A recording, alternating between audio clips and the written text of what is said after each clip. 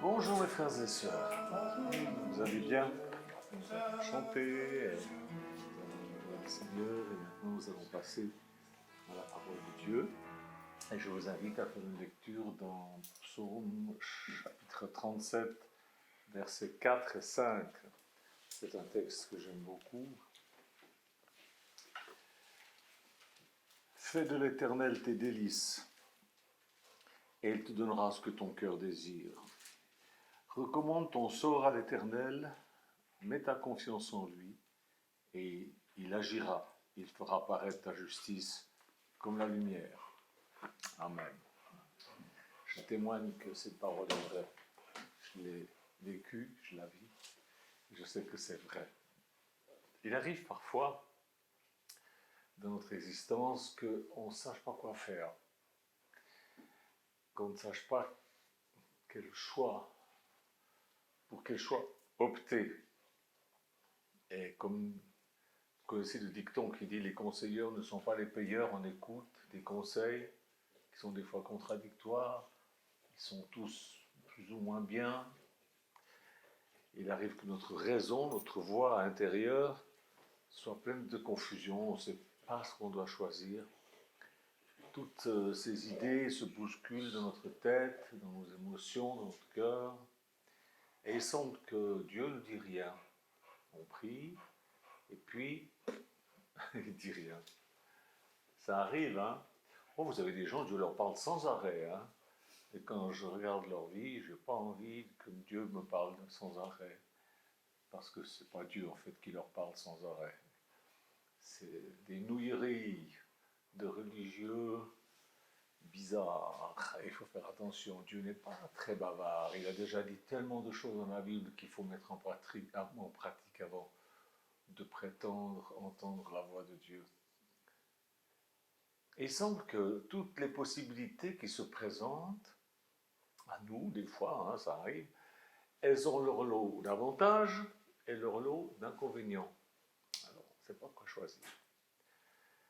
Alors, ce que je vais vous dire aujourd'hui, ça va vous paraître simple. C'est simple. Ne sachant pas ce qui est le mieux, vous êtes donc libre. Donc choisissez. Ça veut dire inventez.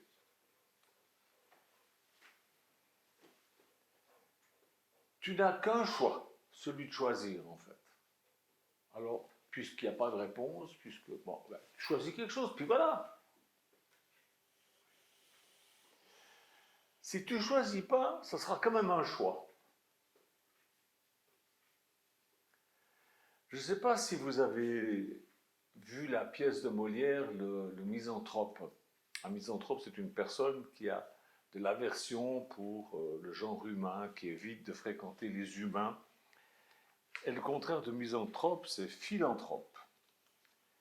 Eh bien, même le plus misanthrope des misanthropes, il ne peut pas prétendre vivre en dehors du monde, séparé de l'ordre, séparé de l'action, de ce qui bouge, de ce qui est autour de lui. Donc des choix, il fait aussi des choix. Dieu nous a mis dans ce monde et on entend souvent les gens dire « Oh, j'avais pas le choix, j'étais pas libre de décider ». Ces gens-là, ils ont des prétextes. C'est des prétextes. Oh, les circonstances, oh, les gens, oh, vous savez, c'est le rouleau compresseur de la vie. Ce sont toutes des choses qui les auraient obligés, forcés, contraints. En fait, leurs prétextes servent à contourner leurs responsabilités, donnent des excuses. Il faut être sérieux, mes frères et sœurs. Aucune autorité ne peut nous décharger de nos responsabilités. Et notre responsabilité, ce n'est pas un fardeau, c'est un cadeau de Dieu. Bon, parfois, on a le droit d'être fatigué de toujours devoir choisir. Je vous l'accorde. Des fois, ça peut être fatigant de toujours devoir sous-peser les considérations, réfléchir, hésiter, ça peut être fatigant. Mais la vraie vie nous ramène à l'ordre, parce que bon, le matin, quand je me réveille, je vois ma femme qui est déjà en train de lire la Bible. C'est un choix. Elle a fait ce choix, c'est magnifique. Ensuite, elle se lève, elle me dit, je vais éplucher les pommes de terre pour midi. Mais c'est que 7 heures du matin, hein. Il faut dire qu'on est quand même nombreux, mais voilà. Et qu'est-ce qu'on va... Alors je dis, qu'est-ce qu'on va manger à midi? Il y a des choix, rien que ça. Hein. Il faut faire...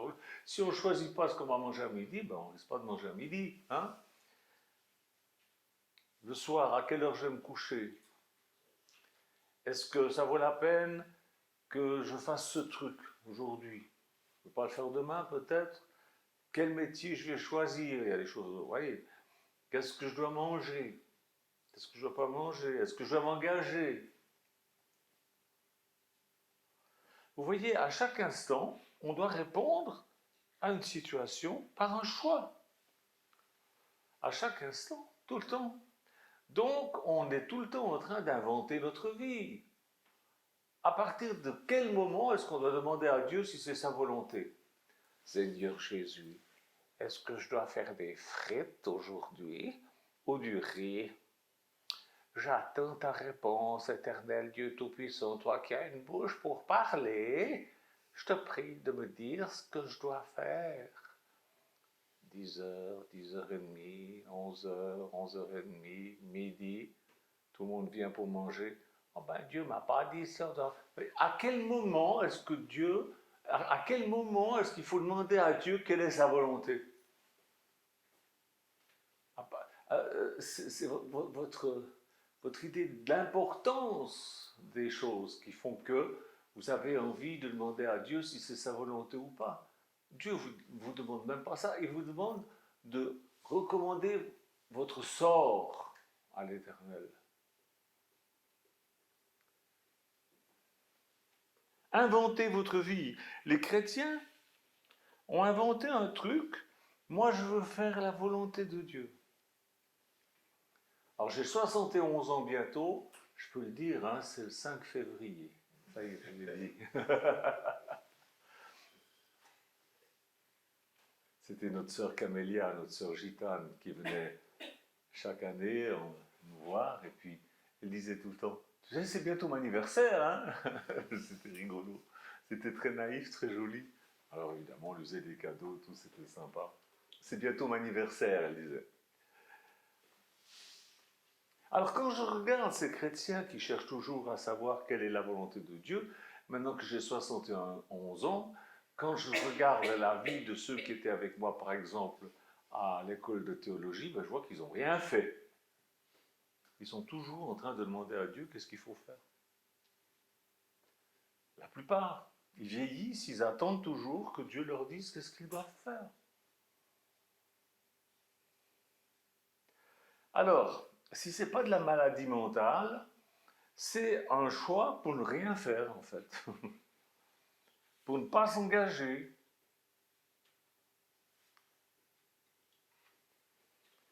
Même baisser les bras, c'est un choix.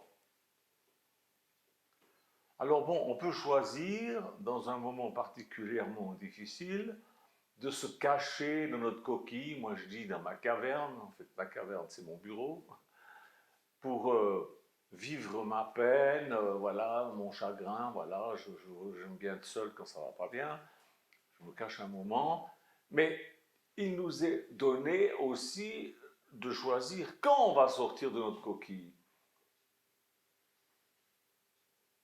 Des fois, je dis, bon, je vais faire la gueule jusqu'à 6 heures. Après, ça ira mieux. Jusqu'à 6 heures, je réfléchis, je tourne tout ça dans ma tête, et puis il ne faut pas venir me déranger. Puis à 6 heures, c'est des choix.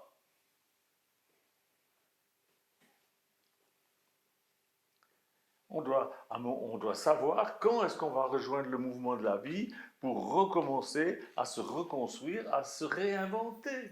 Dieu ne va pas du haut du ciel nous dire prends ta voiture, va là-bas, et fais ceci, et fais ça. Ça arrive, mais c'est tellement rare. Et c'est pour des occasions tellement exceptionnelles. Dieu nous a tout donné en abondance. Toute la nature nous montre que Dieu est un Dieu de surabondance. Il en fait de trop. C'est exagéré. Vous ne trouvez pas que c'est exagéré? C'est magnifique, mais tout est en abondance. Et certains jours, cette liberté, cet excès de liberté que Dieu nous a donné, peut nous angoisser. Parce que c'est excessif. Ça peut nous paralyser, ça peut nous faire croire qu'on est tout seul, abandonné. Enfin, grâce à Dieu, pour moi, l'angoisse, ça me met en alerte, ça me réveille, et ça me met sur le qui-vive. Et ça, c'est grâce à Dieu, et c'est aussi grâce à l'éducation de mes parents, et grâce aux livres que j'ai lus. Déjà, quand j'étais tout petit, je lisais des aventures, Jules Verne, Bob Moran, des histoires d'hommes qui entreprenaient, qui faisaient des actions, des aventures, des choses où c'était fort. Et tout ça m'a marqué, ça m'a impressionné. Quand je me suis converti, dans la Bible, il y a toutes sortes de personnages. J'ai choisi de m'identifier à ceux qui sont forts et non pas aux autres. Mes parents m'ont montré, m'ont appris qu'on peut commettre des erreurs et seul les pardonner. On parle toujours du pardon de Dieu, du pardon des autres, du pardon qu'on doit donner, mais se pardonner à soi. Ça, mes parents m'ont appris que je pouvais me pardonner, que j'avais ce pouvoir. La Bible m'a appris que Dieu me pardonne mes erreurs. Tout ça, ça m'a appris que j'ai une puissance, celle de faire des choix et parfois de me tromper. J'ai le droit.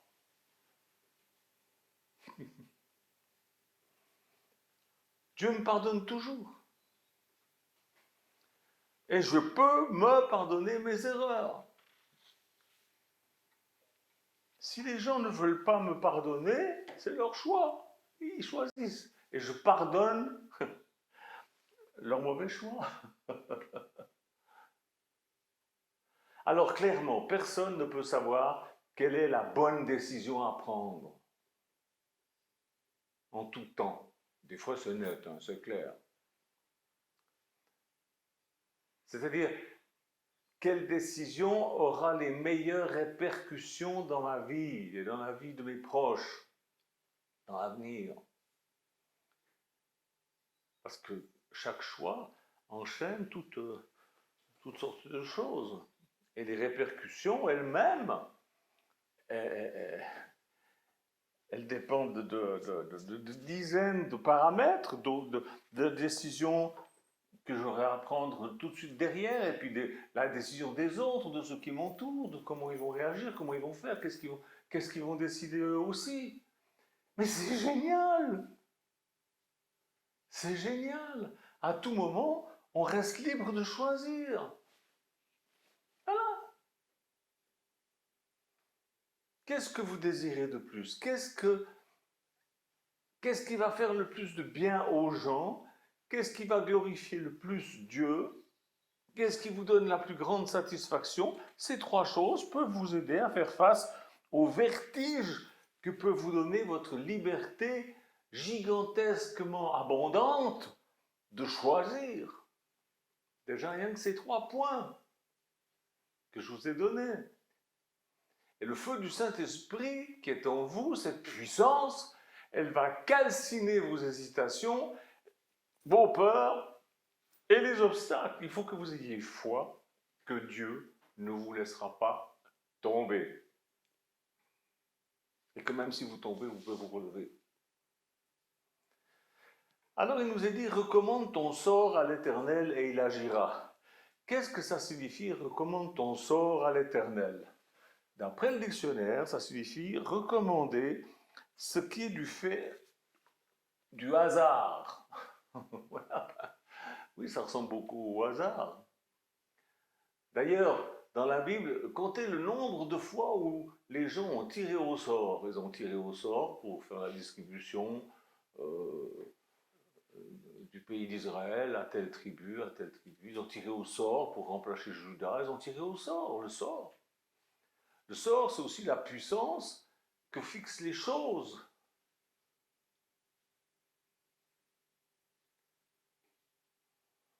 Le sort, c'est ce qui doit arriver à cause de la prédestination. Ça doit arriver, mais tu dois choisir. Ça doit arriver, mais tu dois choisir. Et pour être dans la meilleure position pour choisir, la Bible te dit d'abord, fais de l'Éternel tes délices. Ah, c'est là le truc. Si tu fais de Dieu tes délices, si ce que tu lis au sujet de Dieu dans la Bible, si tu le fais, si même si ta chair n'aime pas, mais tu dis c'est Dieu qui a dit, c'est comme ça qu'il faut faire, je vais le faire, parce que j'aime Dieu.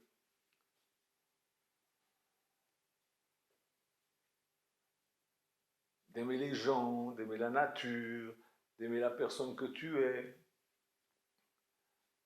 Fais de l'Éternel tes délices. D'aimer pratiquement en vivant ce qui est écrit au plus près de ta compréhension. Puis chercher à comprendre plus loin encore que ce que tu as toujours compris. Chercher à ouvrir, élargir ta vision de ce qui est écrit. Fais de l'Éternel tes délices.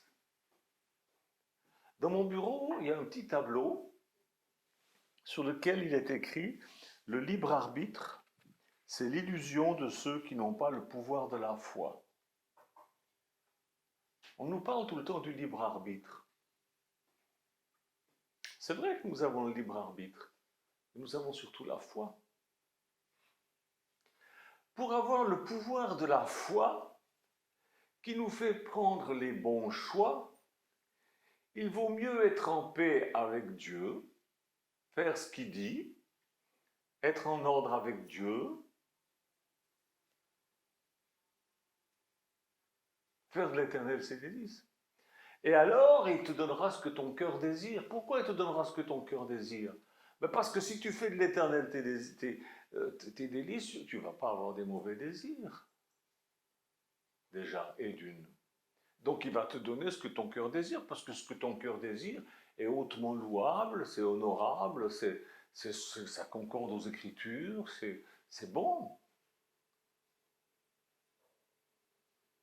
Parce que il va te donner ce que ton cœur désire, parce que ton cœur a des désirs, et tes désirs sont bons parce qu'ils sont conformes à ce qu'il attend, à ce qui est écrit.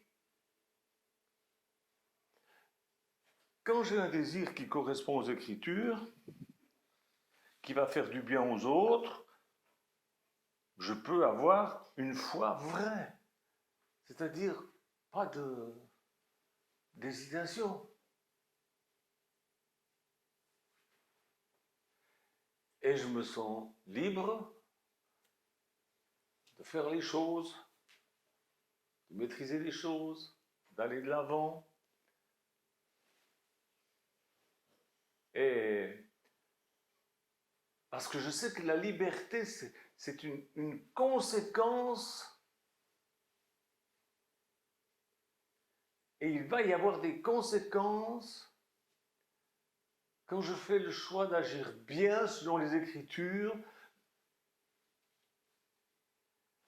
Pourquoi est-ce que je décide de faire selon les Écritures? Parce que je me suis rempli le cœur des choses des Écritures. Et alors, la conséquence, c'est que je vais commencer à faire des choses selon les Écritures. Donc, je vais construire bien. Je vais m'inventer bien. Je vais réparer bien. Je vais créer bien.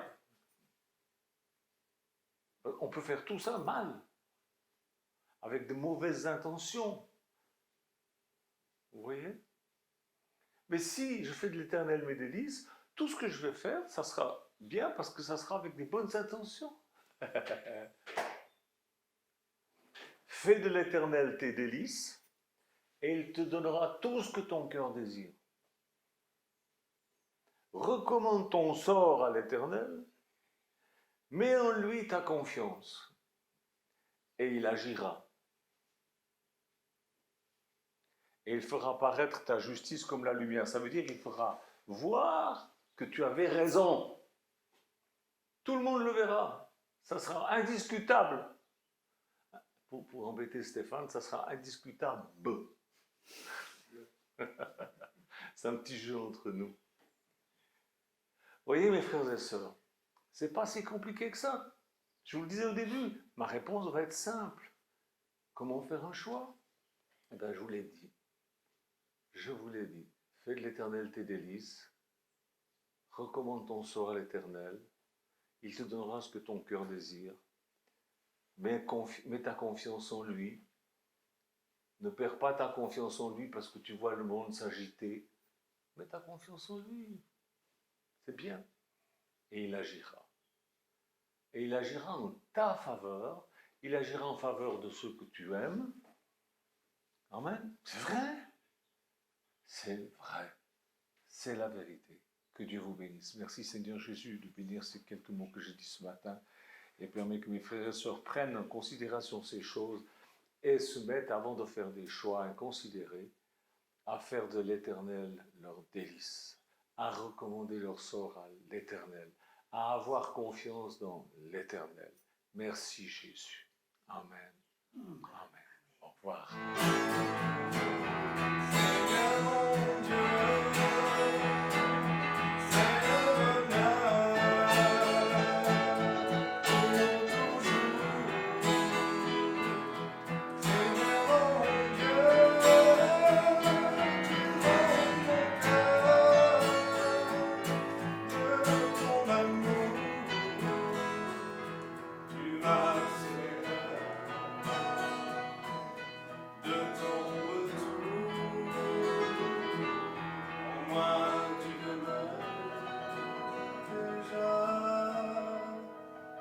Chaque jour